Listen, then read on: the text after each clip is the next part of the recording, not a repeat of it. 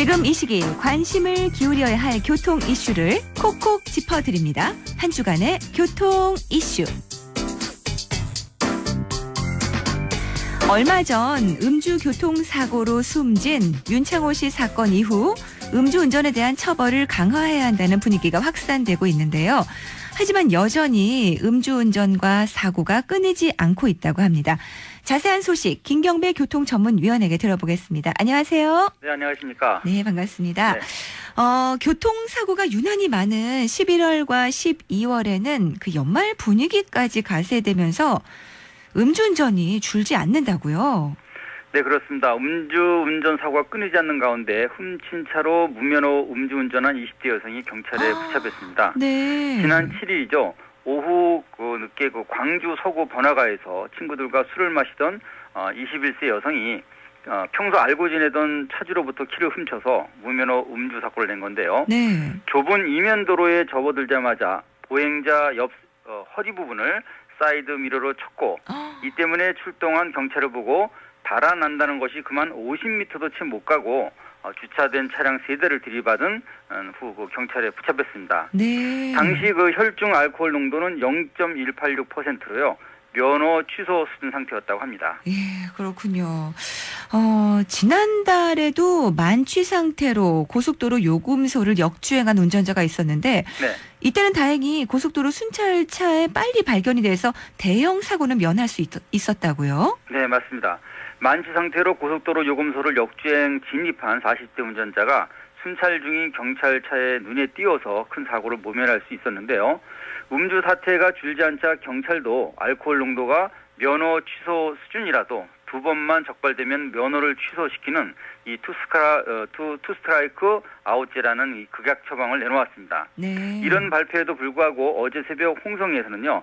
티볼리 렌터카를 몰다 신호등 지지대와 충돌한 이 대학생의 음주 사고 때문에 동기생 6명을 희생과 또 부상의 도가니로 이렇게 몰아넣는 사고가 있었습니다. 네, 그렇군요. 정말 음주운전 사고가 끊이지 않고 있습니다. 네. 그런데 앞으로 투 스트라이크 아웃제가 도입되면 네. 이제 음주운전 적발됐을 때 운전면허 취소가 되는 경우가 더 많아지겠군요. 그렇습니다. 내년 1월 말까지 우선 특별 단속에 들어간 경찰은요. 5년 내 음주면허 3회 적발이나 또는 혈중 알코올 농도가 면허 취소 수준 이상인 0.1% 이상일 때 현재 취소 가능한 삼진 아웃제 강화를 선포한 건데요. 일본과 스웨덴 등 7개 국가의 면허 취소는 0.03부터라고 합니다. 그래서 이제 혈중 알코올 농도 0.05%를 0.03%로 강화하는 이런 도로교통법 개정 추진에는 고속도로 음주운전의 경우는 단 한 번만 적발되더라도 면허가 취소되는 방안이 포함되어 있습니다. 네. 또 재범 우려가 높은 차량을 몰수하는 차량 압수제 역시 중상의 기준으로 이렇게 강화가 됐고요. 그리고 창원지법도 2009년부터 최근까지 7번이나 음주운전을 적발이 됐었지만 벌금형과 집행유예 처벌만 받아왔던 상습 운전자에 대한 징역 8개월의 법정 구속 판결을 내렸습니다. 그렇군요.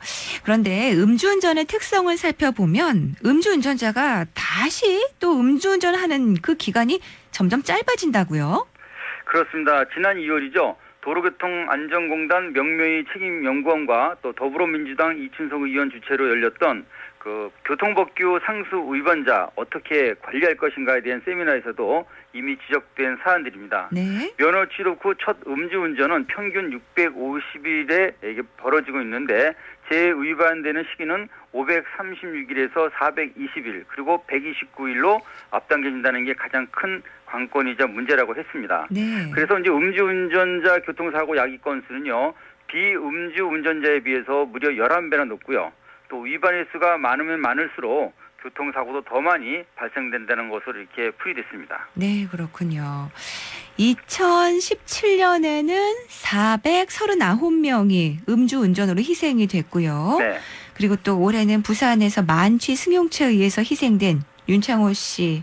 그래서 윤창호 법까지 발의가 됐습니다. 네네. 그런데 부산 지역의 음주가 멈추지 않고 있다고요?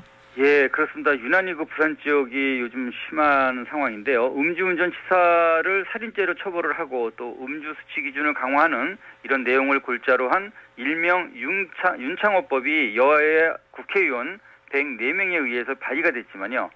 사고 46일 만에 지난 9일 안타깝게도 숨졌습니다. 네. 그런데도 부산 지역에서는요. 사회적 물을 일으키는 음주운전이 벌써 이달에만 3건이나 발생이 됐습니다. 네, 11월에 들어서도 계속 사고가 일어나고 있다는 얘기네요. 네, 맞습니다.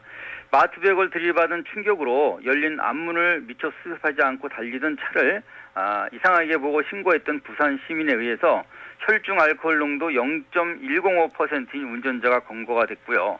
또 대낮에 비틀거리는 차를 신고 추적한 부산 시민에 의해 벤츠 음주운전자가 체포됐습니다. 그런가 하면 대낮 만취 운전을 쫓는 경찰의 추적 정도 있었는데요. 부산 동서고가로 진양램프 부근을 지나는 한 승용차가 비틀거린다는 시민 제보로 경찰이 출동을 했습니다.